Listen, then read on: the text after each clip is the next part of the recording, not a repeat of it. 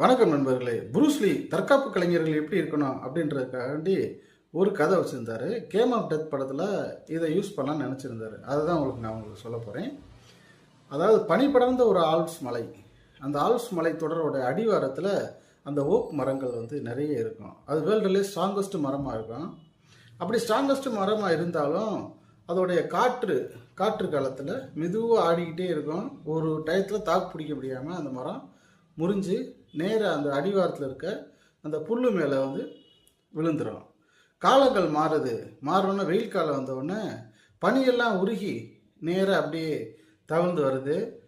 அந்த புல் அந்த ஓக் மரங்கள் மேலே மெதுவாக அந்த நீர் நிறையா ஓட ஆரம்பித்தோடனே ஓக் மரங்கள் நல்லா மேலே அது எழுந்து அப்படியே போக ஆரம்பிச்சது. அங்கே இருந்து வளைஞ்சிட்டு இருந்த புல் நேராக நிமிர்ந்து தன்னுடைய வாழ்க்கையை மீண்டும் தொடங்குது. தற்காப்பு கலைஞன் அது மாதிரி தான். ஓக் மரங்கள் மாதிரி ஈஸியாக ஒடிஞ்சு விழுந்துடாமல் அந்த புற்கள் மாதிரி ஃப்ளெக்சிபிலிட்டியாக எல்லாரையும் தாக்குற மாதிரி தாங்கி பிடிக்கிற மாதிரி இருக்கணும் அப்படின்னு சொல்லி புரூஸ்லி இந்த கதையை சொல்லுவார். உங்களுக்கு இந்த கதை பிடிச்சிருந்தா எல்லாருக்கும் ஷேர் பண்ணி புரூஸ்லியோட கதையை எல்லாருக்கும் தெரிய வைங்க. நன்றி நண்பர்களே.